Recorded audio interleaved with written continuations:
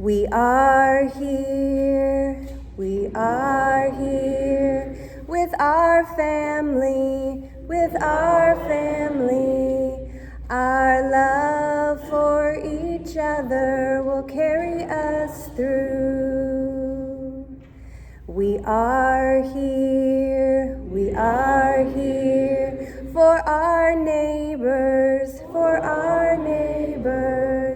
Our love for each other will carry us through. We are here with our sadness, Our love for each other will carry us through. We are here with our anger, Our love for each other will carry us through. We are here with our patience, Our love for each other will carry us through. We are here with our courage, Our love for each other will carry us through. Amen. Well, this season of Lent, we are walking the ancient path of the prophets. And we are invited to turn inward and explore the things that we carry. For we as humans carry things like love and memory, hope and joy. But we also carry anger, grief, fear, and wounds that have not yet healed. But what we discover within the prophets is that there's a pattern to things. That when God gives the prophets a message and they begin to see things through God's eyes, that they first respond in anger. They're angry at the people for the way that they have mistreated each other and not followed God. And some are even angry at God for the burden of the message that they have to carry. But then their anger gives way to tears. The tears fall and dissolve their anger so that they can see a more expansive view, a bigger picture of the story that God is writing. They are invited to sit with the grief, to endure the pain, so that they might see a way to engaged compassion. And this is the path that Jesus followed, the path of the prophets.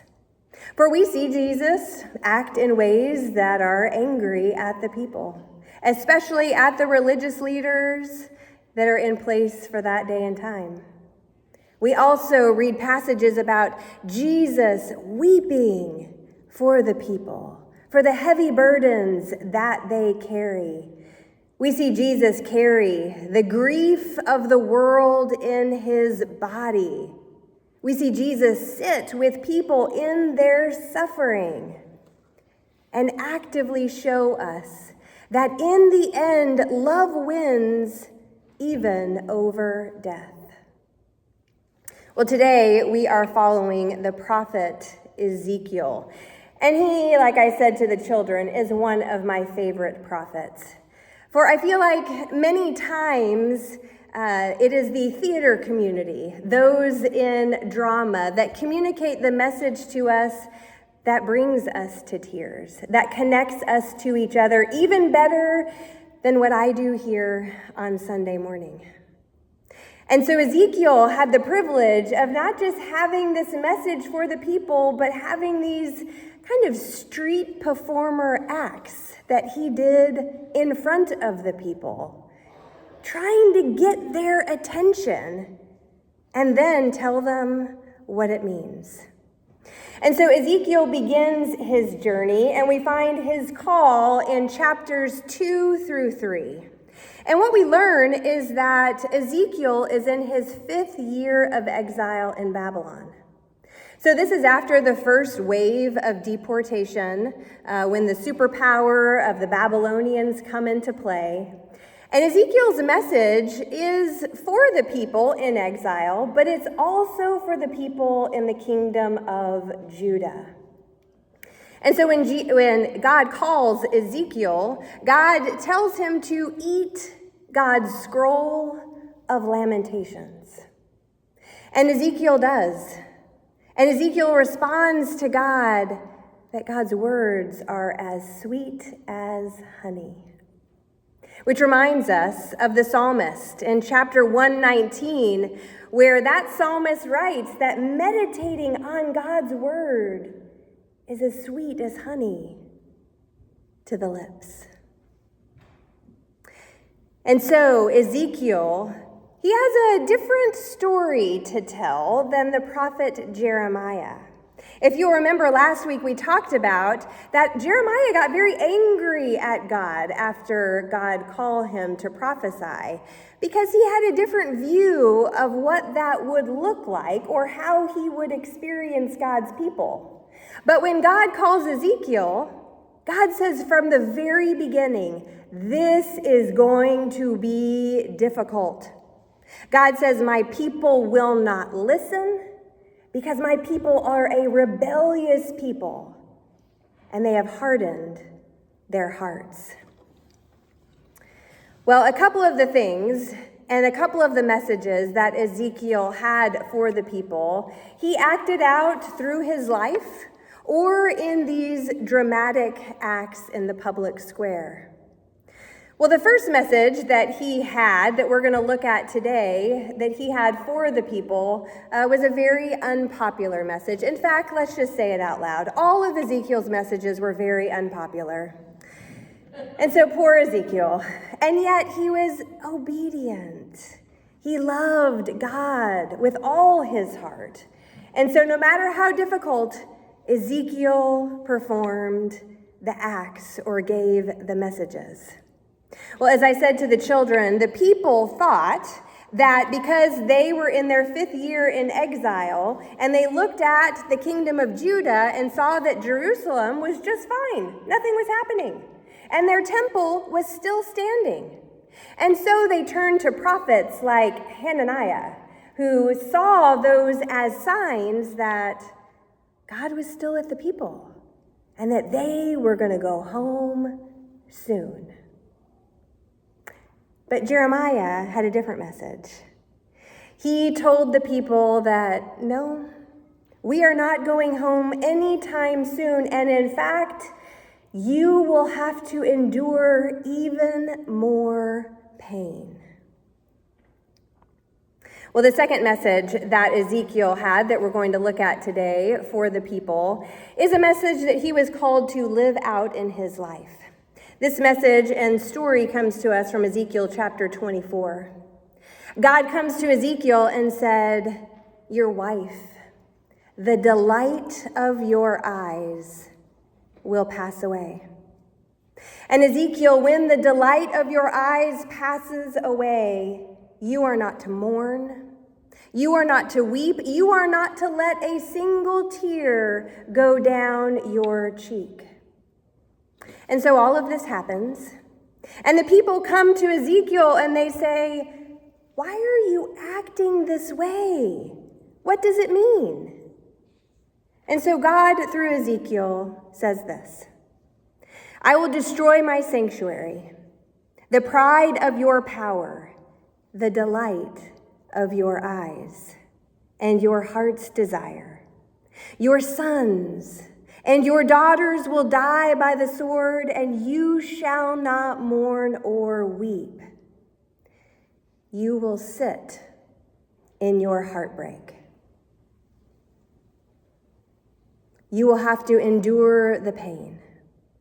You will sit in your heartbreak, not popular messages. And for me, as I think about these messages, they speak to me about the necessity of building a certain character quality, a certain quality that is very difficult for me, and maybe it's difficult for you too. It's the quality of patience. But if we are followers of Jesus, whose way is love, I think somewhere we read that the first quality of love is patience. Doesn't it say love is what? Patient. And love is kind. So at some point, we have to practice patience. Well, in a Breakfast Club meeting with my friends in Wisconsin, their teacher, Domo Geshe Rinpoche, she will read a chapter from her book, and then she will expound upon its meaning for today, and then we will have kind of question answer as well as time for observation of how that might work in our lives. Well, this fall I was able to participate in a week of breakfast clubs, and they just so happened to be on an entire month on patience. And I thought, oh no. Yes, this is a quality I need in my life, but when you pray for patience, you know what happens. You're given situations where you are called upon to act upon this patience that you are trying to grow in your life. Well, she had some very interesting and thought-provoking ways to view patience, and here are just a few. Patience might look like accepting things just as they are, with gratitude for the life you have been given. Patience might mean saying, I have an abundance of time. That's a hard one for me. I'm a very time-oriented person, and I'm always running out of time. But I've started practicing when I hear myself say that, no, I have an abundance of time. Patience might mean noticing anger when it arises, but not taking it so seriously. Being kind of funny with it, like, there you are, my old friend. I recognize you. And sometimes patience simply means being kind to ourselves, knowing that our entire life we are learning and we are growing, as well as so is the person sitting across from you. Well, in Pema Chödrön's book, Welcoming the Unwelcome, she suggests that beginning with patience, that we have to take a step back a little bit. And that actually we have to begin with a soft and fleshy heart. She calls this a broken heart. But we don't like to be so soft and vulnerable. We really don't like the idea of sitting with a broken heart. We like to shield ourselves from our own pain and the pain of others. It might just feel a little bit safer to have a heart of stone that can't feel our own pain or the pain of the world. And then she invites us to think about it on a global level. If our goals are to avoid pain, then we harden our hearts. And so we harden our hearts by narrowly focusing on the negative of situations. And a hardened heart makes us quick to anger, pointing our fingers outwards.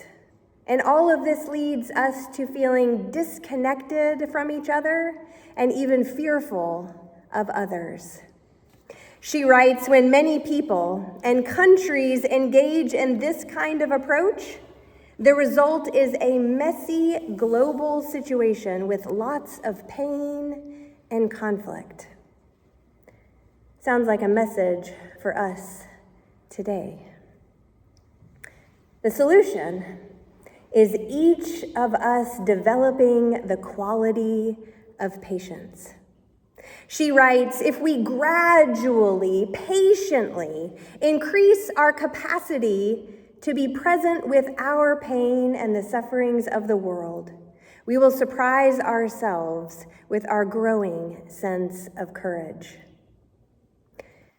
If the solution is patience, then we need a way to build this skill of patience. It's not enough just to sing to each other, have patience, don't be in such a hurry. Kind of makes me a little frustrated. Because I'd like to slow down. We do need to slow down. That is a part of practicing patience, and yet I think there's some steps beyond that, some steps that we don't talk about because maybe we don't know what they are. I need to practice patience so that I can sit with my own pain and the sorrow of the world. I need patience because I want my courage to grow. I need patience because patience actually cools off our anger so that we can see our way to engaged compassion. Well, thankfully, we have people who give us practices to experiment with to see if it works for us. So when you begin to feel anger rise, or you want to wall off your heart from that feeling, or you sense the tendency to begin to polarize us versus them in your mind or speech, you can turn to a practice called Just Like Me. Patience is sitting with the suffering, recognizing that just like me, this person who is angry or who I have conflict with is also suffering. Just like me, this person wants to be happy and to feel safe. Just like me, this nation wants freedom. Just like me, they want security in their jobs and for their children to have opportunities. And yet each of us goes about feeling safe or seeking happiness or freedom in very different ways that make sense in our own minds and make sense in our own context. Well, Chad's dad is transitioning. We got the call on Thursday that he has stopped eating and drinking. And it makes me reflect on how short life really is. You see, his dad and I had a very interesting relationship. There was a lot of things that went unsaid and a lot of things that frustrated me to no end, and I'm sure I frustrated him to no end.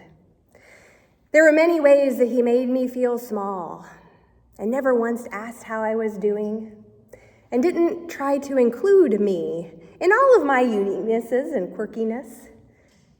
And so at one point, I realized I need to understand him a little bit better, to understand why he behaves the way that he does towards me. And so I reached out to his sister, and she told me some stories, and I began to see a more expansive picture of this man who I had narrowly focused on all the negative about. I began to understand why he behaved the way that he did towards me. It made sense. And then I began to practice just like me, because just like me, he wants to be close to his son and have his son reach out to him for advice. Just like me, he wants to see his son flourish. Just like me, he wants to see his grandchildren happy and doing what they love. And yet we go about it in very different ways. And so about 5 years ago, I decided one day to pick up the phone and to just call him with no expectations, actually thinking he wouldn't respond to me at all.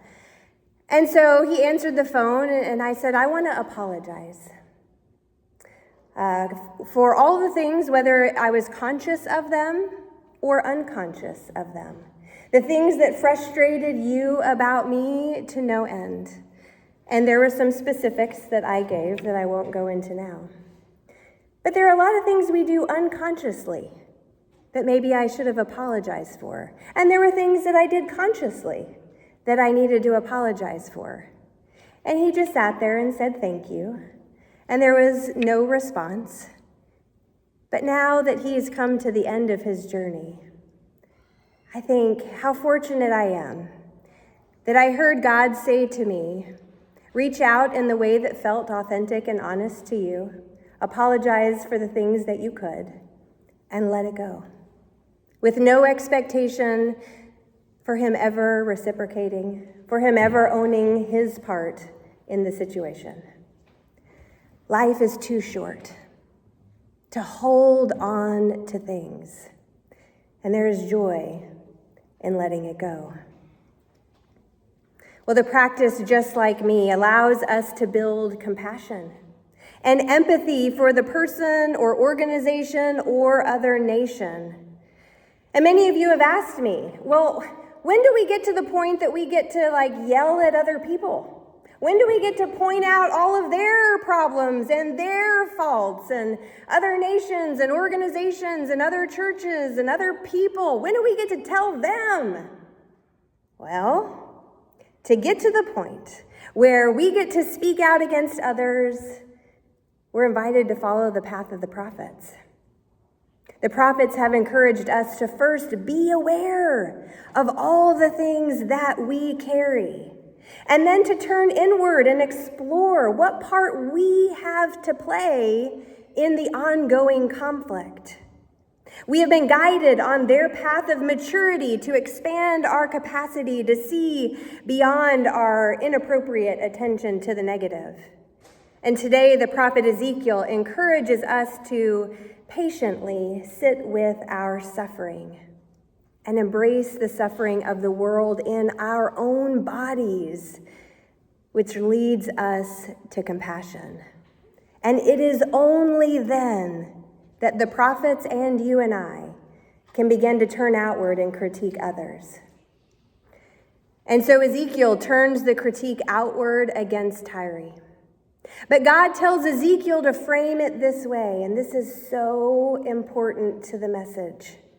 God says, now you, son of man, raise a lamentation over Tyre and say to them, because of your pride, you will fall. Ezekiel, raise a cry. Weep for them, Ezekiel. Critique them through your tears. For just like you, Ezekiel, they will fall, for they have hardened their hearts towards others. Just like you, they will have to endure suffering. This is the type of outward criticism that takes patience to mature into. This is the type of spiritual maturity that Ezekiel calls us to embody in the new covenant with God and the people. God says through Ezekiel, a new heart I will give you, and a new spirit I will put within you. And I will remove from your body the heart of stone and give you a heart of flesh. I will put my spirit within you and make following my ways taste as sweet as honey. Then you shall live in the land that I gave to your ancestors, and you shall be my people, and I will be your God. This echoes Jesus' words from the Gospel of Matthew today, where he is talking to the religious leaders of his time, and yet if he were to come here today, he would be talking to you and I, the inside crowd within our religious tradition.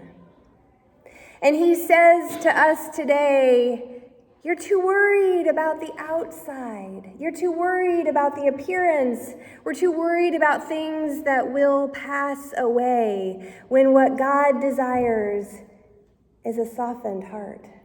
What God desires is the transformation from the heart of stone to a heart of flesh. And so what might it look like to practice what we teach this week? You can go ahead and put up the reflection questions. Who in my life might I practice the phrase, just like me, toward this week? Where might our community need a heart of flesh instead of a heart of stone? What might it look like for love, not anger, to guide my response to suffering? Let us take a moment for silent reflection, and then we'll come together in prayer for the things that we carry.